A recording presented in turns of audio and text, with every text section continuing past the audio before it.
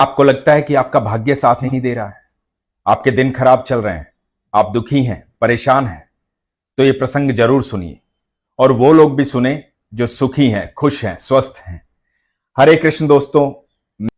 एक बार एक बालक था, उसके पिता अगरबत्ती बनाते थे, मंदिर के बाहर बैठते थे, अगरबत्तियां बेचते थे। उसके पिता उसे जल्दी ही छोड़ करके बैकुंठवास चले गए। बच्चा अकेला रह गया।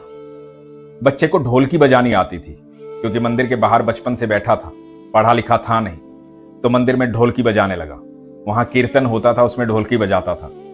सब लोग वाह वाह करते थे, बहुत अच्छी ढोलकी बजाता था, बड़े मन से भगवान का नाम लेता था, कीर्तन भी करता था।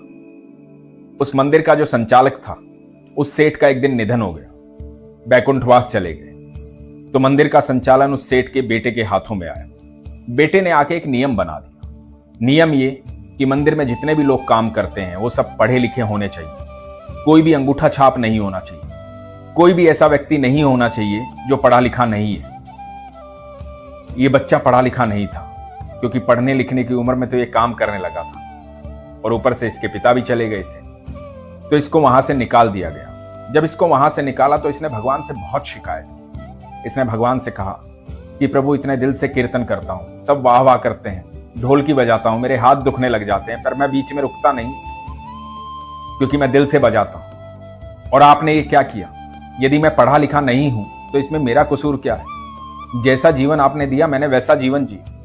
मेरे भाग्य में क्यों नहीं लिखा था पढ़ाई लिखाई? मेरे भाग्य में क्यों नहीं था इतना पैसा कि मैं भी और बच्चों की तरह स्कूल जाता? उसके पिता भी चले गए थे, दुखी था, परेशान था, भगवान से बहुत सारी शिकायत, रो रहा था। तो कुछ लोगों ने आके समझाया कि तू चिंता मत कर, कुछ ना कुछ काम हो जाएगा। तो लोगों ने मिल करके उसकी छोटी सी अगरबत्ती की वहां ठेली लगवा दी। उसे अगरबत्ती बनानी आती थी, उसने पिता से सीखा था। अपनी अगरबत्ती भी बनाने लगा और अगरबत्तियां बेचने लगा। धीरे धीरे उसकी बनाई हुई अगरबत्तियां बहुत मशहूर हो गई, उसका व्यापार बढ़ने लगा। छोटे ठेले से बड़ी दुकान हो गई, दुकान से और बड़ी दुकान हो गई, उस दुकान से बड़ी फैक्ट्री हो गई।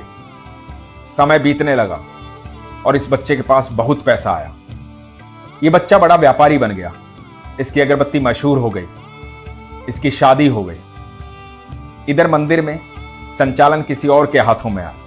जिसके हाथों में संचालन आया उसने कहा कि मंदिर को और बड़ा बनाएंगे और बड़ी जगह लेंगे, सुंदर बनाएंगे, उसके लिए चंदा इकट्ठा करते हैं। और चंदा लेने के लिए पहुंचे इस अगरबत्ती विक्रेता के पास, इस व्यापारी के पास, जिसका नाम बहुत बड़ा हो चुका था। जब इसके पास पहुंचे तो इसने 5 लाख का चेक बनाया और उस चेक पर अपने अंगूठे की छाप दी। तो मंदिर के संचालक ने पूछा कि आप इतने बड़े व्यक्ति हो, आपने खुद चेक भरा, तो आपने अंगूठा क्यों लगाया? ये व्यक्ति मुस्कुराया। इसने कहा, जिस मंदिर से आप आए हैं उसी मंदिर के बाहर मैं अगरबत्ती बेचता था, उसी मंदिर के भीतर मैं ढोलकी बजाता था। मुझे वहां से निकाल दिया गया था इसलिए क्योंकि मैं अंगूठा छाप था। उस दिन मुझे बहुत गुस्सा आया था, मैंने भगवान से बहुत शिकायत की। मैंने भगवान से कहा था, मेरी क्या गलती है कि मैं अनपढ़ हूं, मैं पढ़ा लिखा नहीं हूं, मैं अंगूठा छाप। मैंने भगवान से बात करनी बंद कर दी थी। लोगों ने मेरी मदद की, मेरी अगरबत्ती की दुकान खुलवाई, मैं अगरबत्ती बनाने लगा। उसके बाद धीरे धीरे मेरा व्यापार बढ़ने लगा, मेरी शादी हुई। मेरी पत्नी को मैंने सारी बात बताई, तो उसने कहा कि एक पढ़ाई लिखाई की कमजोरी की वजह से आपको वहां से निकाल दिया गया था। तब आपके पास पैसे नहीं थे, अब तो आपके पास पैसे हैं, अब तो आप पढ़ाई कर सकते हो। तो मैंने पढ़ाई शुरू की और अपनी पढ़ाई पूरी की। मैं आज भी पढ़ाई कर रहा हूं। आज मुझे हस्ताक्षर करने आते हैं, लेकिन ये अंगूठा मेरे भगवान की ताकत है। इस अंगूठा छाप को उसने इतना बड़ा व्यापारी बनाया है। जिसके वजह से मैंने भगवान से शिकायत की थी, उसी वजह से भगवान ने मुझे बड़ा बनाया। यदि मैं अंगूठा छाप नहीं होता तो आज किसी मंदिर में ढोलकी बजा रहा होता, कहीं कीर्तन कर रहा होता, मैं आज यहां नहीं पहुंचता। आज ईश्वर की देन है कि मैं आज यहां पहुंचा हूं, कि आप लोग यहां आए हैं, और आज मैं सक्षम कई अनाथालय चलाता हूं, कई संस्थाएं ऐसी चलाता हूं जहां लोगों की मदद करता हूं। ये सब मेरे ईश्वर की देन है, सब उसकी कृपा है। तो मेरा अंगूठा छाप होना जरूरी था, यही मेरे हस्ताक्षर है। बात बहुत गहरी थी। इस बात से ये बात समझनी चाहिए कि आपके जीवन में कभी कुछ गलत होता नहीं है। हमें लगता है कि गलत हो रहा है, हमें लगता है कि हमारा भाग्य खराब है, हमें लगता है कि हमें नौकरी से निकाल दिया गया है, यहां से इन लोगों ने मेरी बेइज्जती की है, हमें लगता है कि उस व्यक्ति ने मुझे गाली दी है, उसने मेरा अपमान किया है, हमें लगता है कि सब कुछ गलत हो रहा है।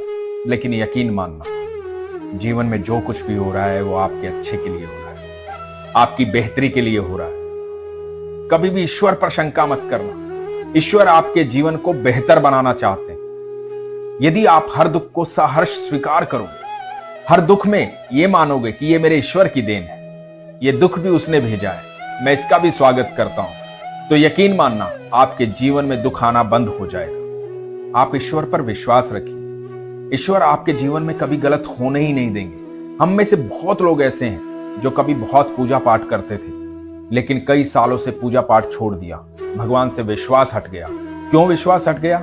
क्योंकि लगा कि भाग्य खराब चल रहा है, क्योंकि समय खराब चल रहा है, क्योंकि काम कुछ अच्छे हो नहीं रहे हैं। मैं उन लोगों से एक बात कहूंगा, इस प्रसंग को दोबारा सुन लीजिएगा और यकीन मानना जो आपके जीवन में हो रहा है वो आपकी बेहतरी के लिए हो रहा है।